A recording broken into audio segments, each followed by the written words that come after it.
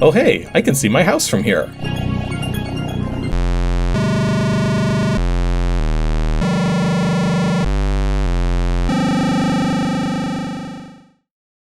Welcome to Chris's Game Dungeon. You might have noticed things are a little different today. Well, one of the content creators I follow, Ross Scott of Ross's Game Dungeon, kinda hit a few snags recently.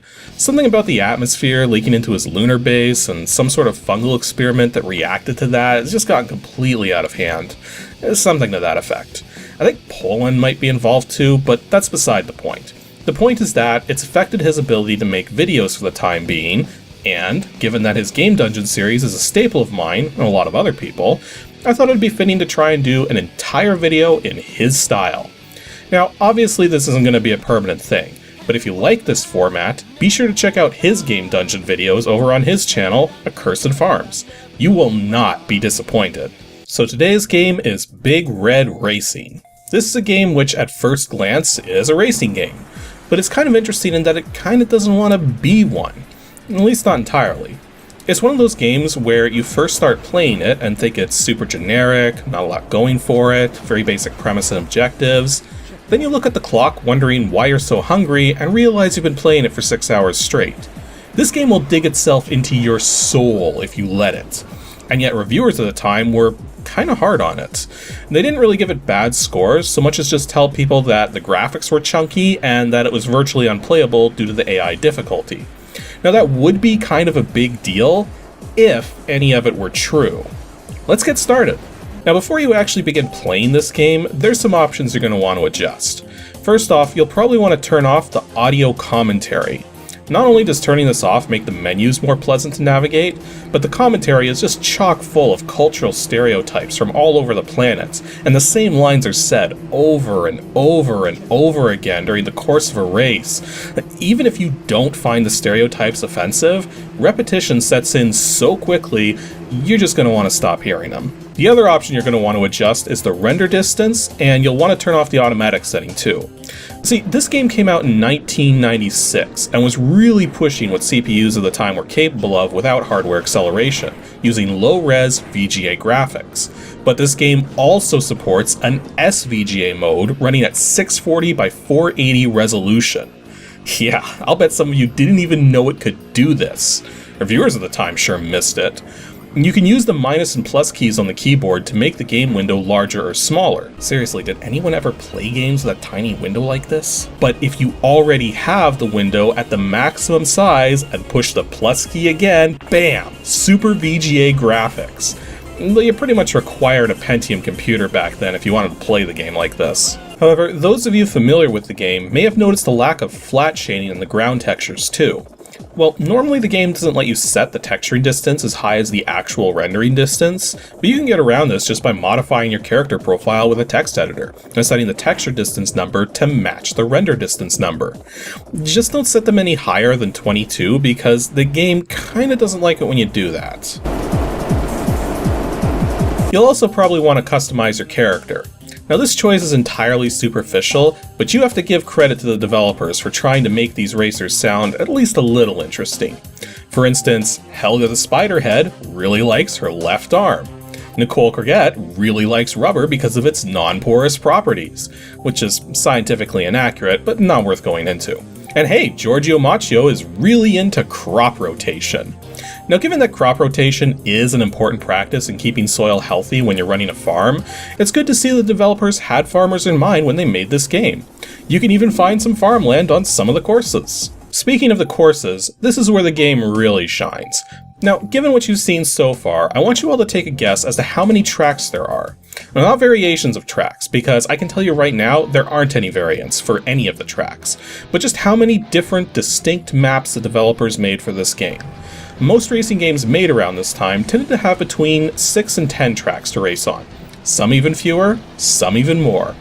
So how many do you think Big Red Racing has? Did you guess 12? Well, you're only halfway there. 24! This game has 24 different tracks to race on. Holy cripes, that is a lot of tracks for a mid-90s racing game. This game really loves its quantity of content. Even the number of different decals you can put on your car is impressive. I chose the smiley face, the one without the bloodstain. Now, I mentioned earlier that this game doesn't really want to be a racing game. See, if this was a proper racing game, the tournament mode would be about going through various sets of tracks, earning points based on your final position at the end of each race, and going for trophies for each set of tracks. But that's not how it works here. Big Red Racing's idea of a tournament is to pick tracks out of a finite selection and get first place in at least one or more of those tracks to move on to the next set of tracks to choose from until you ultimately get to the end and get a trophy. As in one. Singular. No others. You're not selling me on wanting to be a racing game with just one trophy to win. There's not even a time trial mode to practice the courses. And none of the courses are locked off from the single race mode either. You can access all of the courses as soon as you create your profile. But what kind of racing game gives you access to all of its features without having to unlock anything? Okay, admittedly, I'm not really mad about that. Being able to play any of the tracks with nothing to unlock kind of ties into the true nature of this game, which we'll get to soon, I promise. Let's actually talk about the frame rate for a moment, because there's something weird going on here. Now you might be thinking, Chris, what are you talking about? The frame rate's fine. Well, no, it's not.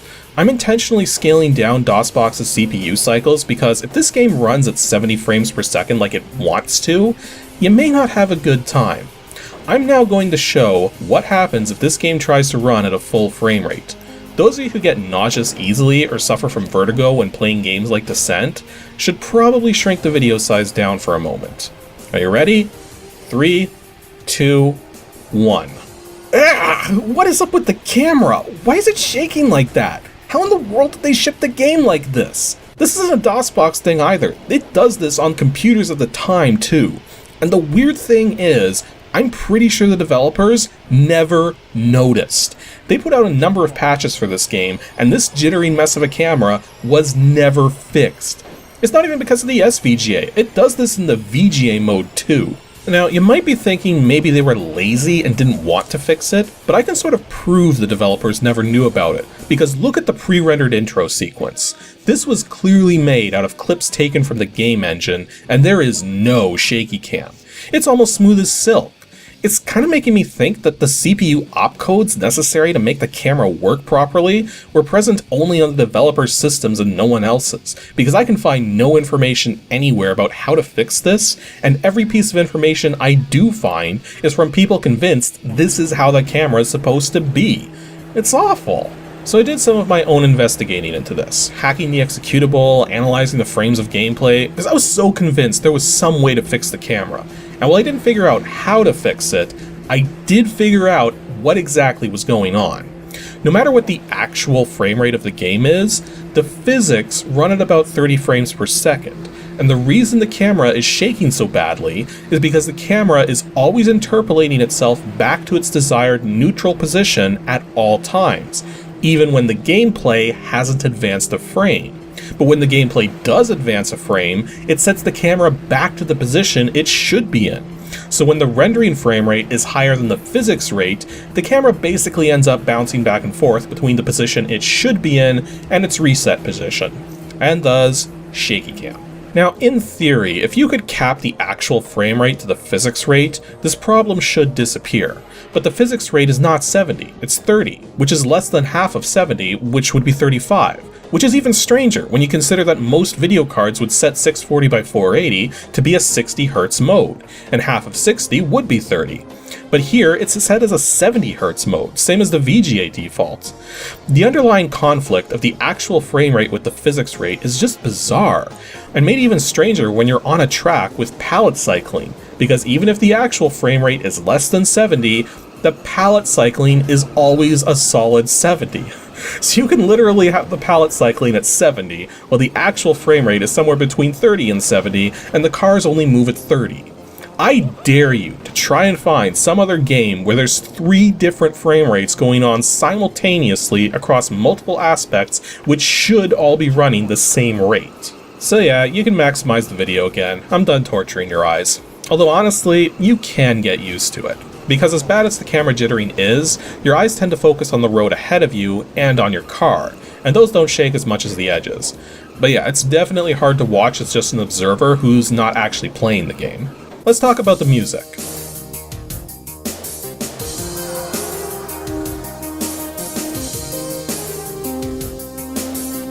There's actually not a whole lot to say. It all ranges from just okay to decent. Nothing really stands out or sticks in your head very well. It's just sort of there. What's weird though is that, at least as far as the North American copies are concerned, some of the music goes totally unused. Not counting the racecourse introductions, which for some reason have also been recorded as CD audio and take up 24 tracks of their own, there's a total of 13 music tracks on the CD. One of them is used for the title screen and main menus, one of them is used for the results screen, and of the remaining 11, only 8 can be heard in the actual game. Ironically, the 3 tracks which go unused are some of the better ones.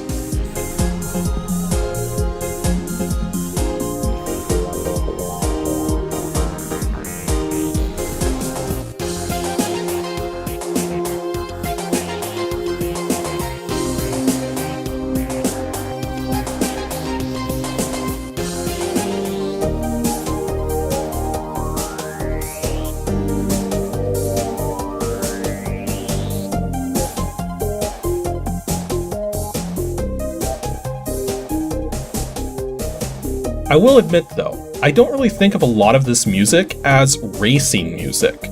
Again, there's nothing wrong with the music, it's just I feel like it was meant for a different kind of game entirely.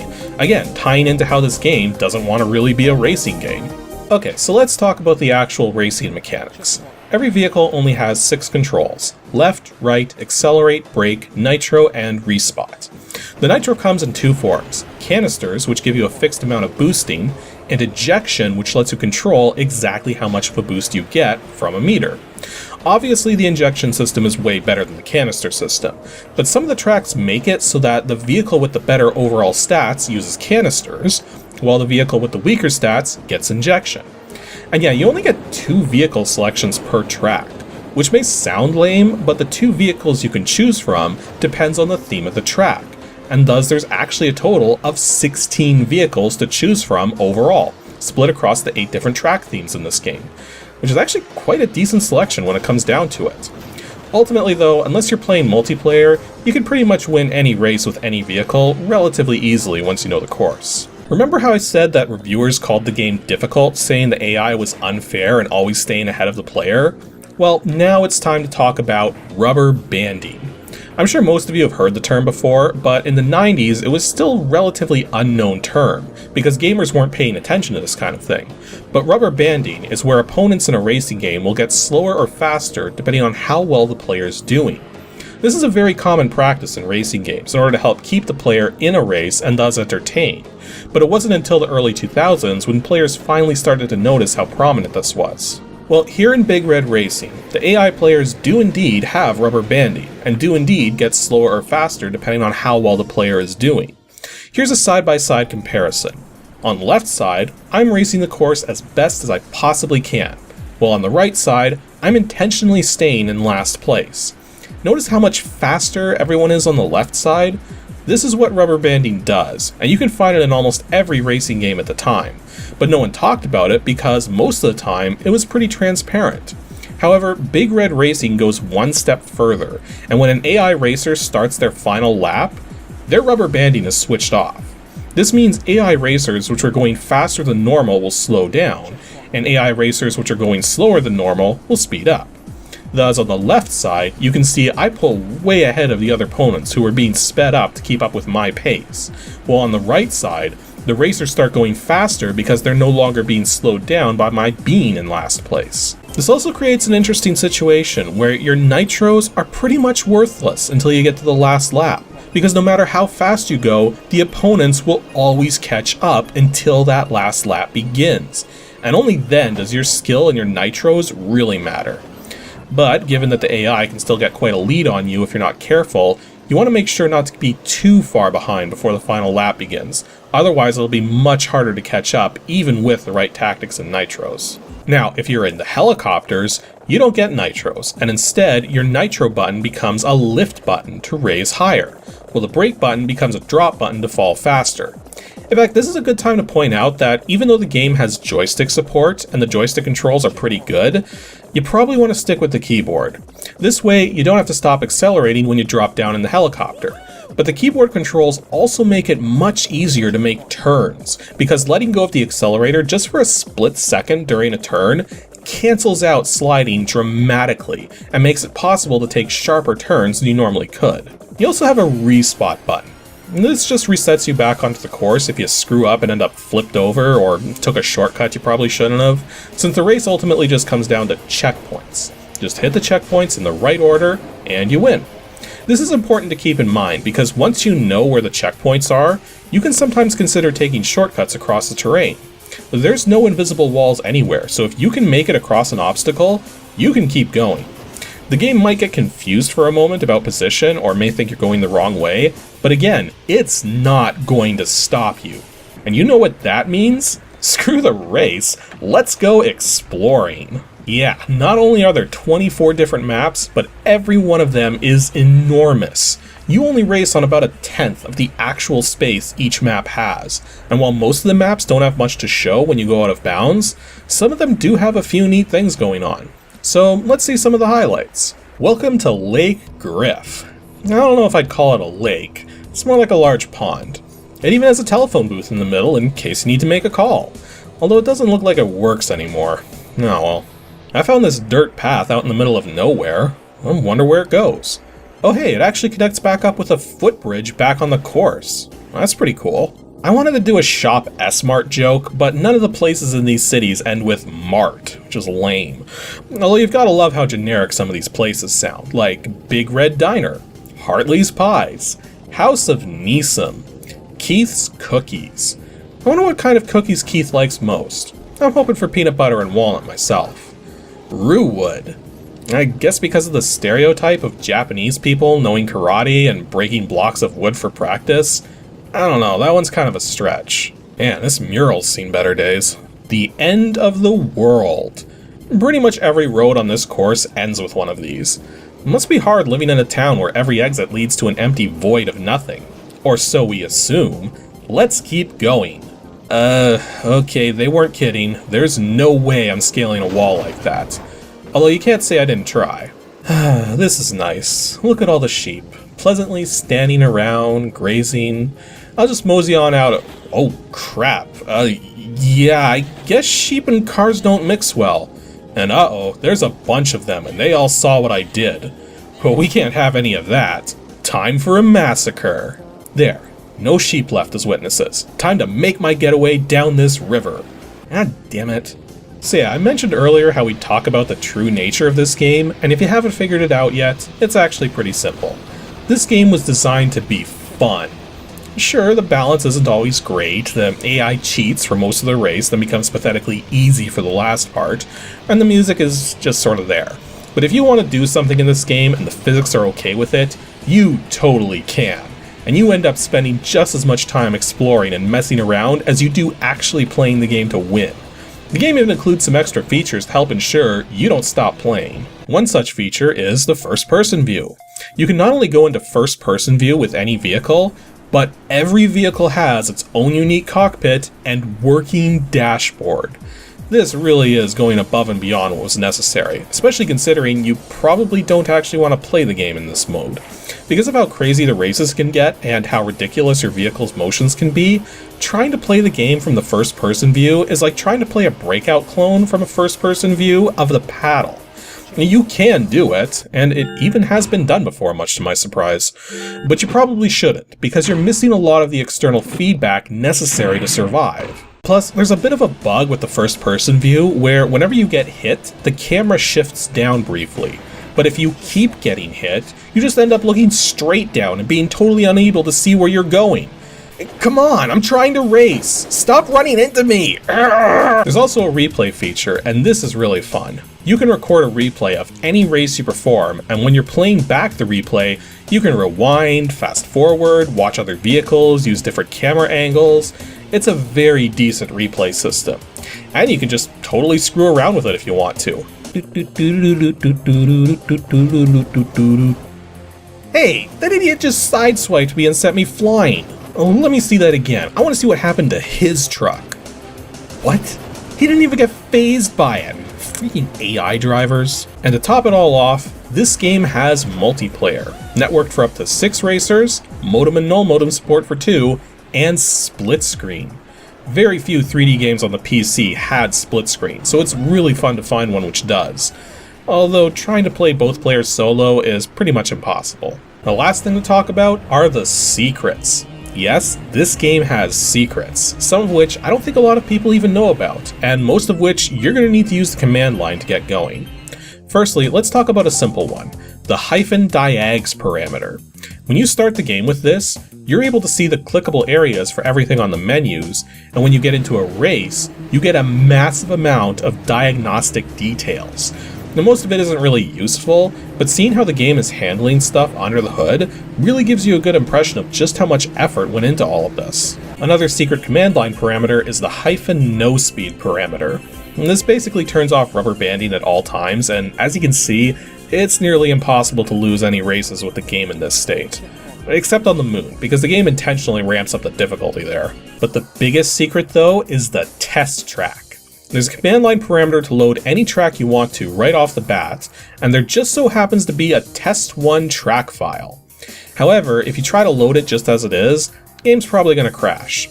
What you need to do first is create a copy of one of the other track's sound folders and rename it to test1. Then load it from the command line, and there you go. Welcome to the test track. There's actually not a lot to see here, as this track seems to be used primarily to test various aspects of the game, such as ramps, objects, and tunnels.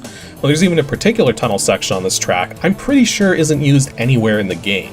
And given a bug with tunnels which can launch you past the roof under the right circumstances, I'm gonna guess that's why it wasn't used. If you continue exploring the test track, you'll ultimately find terrain mounds, pits, and ramps, which were clearly used to test the brush tools for making the maps, while the edges of the test map have separate textures, making it easy to see where the map wraps around to the other sides.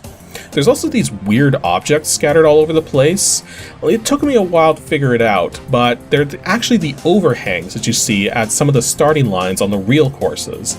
But I have to wonder why they've been scattered all over the place. Well, there's also a City 3 track, which you'd think would be normal given that each theme has 3 tracks available, except the City theme's 3rd track is actually named City 4. Whatever the City 3 track is though, I can't get it working. If anyone else can, post a video of it online so I can link to it in the video description. Anywho, I'm ready to wrap this up. Overall, Big Red Racing is a fun game with some bizarre and annoying quirks and a ton of content, and I played the heck out of it as a kid, even though I wasn't technically supposed to. You see, this game was hard to find back when it was supposed to be on store shelves, thus Big Red Racing has the honor of being the first game I ever pirated, back in the late 90s when I was too young to understand the nuances of software legalities. It pretty much has no copy protection, and I'm pretty sure it'll run without the CD present, so pirating it is actually really easy. I have a legit copy now, but this is one of those games that's very easy to find non-legit copies of if you're not concerned with stuff like that. And unlike some games which go for outrageous prices on eBay, I got my copy for $15 Canadian, loose in its original CD folio. So if you'd rather get a legit copy, it's not hard to come across them. Okay, awards time. First award. Caffeinated Camera. This camera is the sole reason why some people can't go back to this game, and again, I don't blame them. But just set yourself a fixed cycles count in DOSBox to bring the frame rate down, and you'll have less issues. Second award, Identity Crisis. This game does not want to be a racing game, or rather, it wants to be more than the racing game it turned out to be. The unnecessarily large map sizes, unorthodox gameplay, mismatching music, and the minor secrets hidden in many of the maps are all testaments to this. And the final award needs a remake, or a spiritual successor. There were virtually no racing games like this one prior, and there's been virtually none since. Racing games before and after are all about staying on the track and trying to win. They don't want you to have fun, it's all about those trophies and unlocks.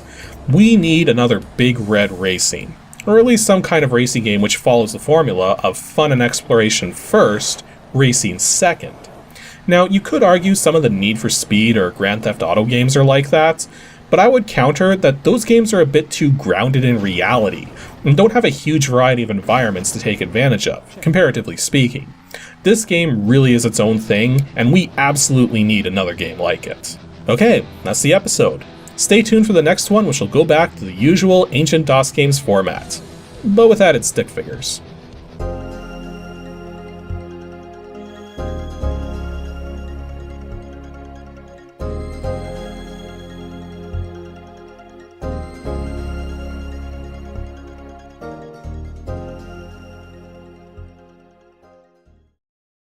Oh hey, I found Ross's lunar base right here. I even found the entry hatch. Probably shouldn't go in though. Moon mold can be a real pain in the ass.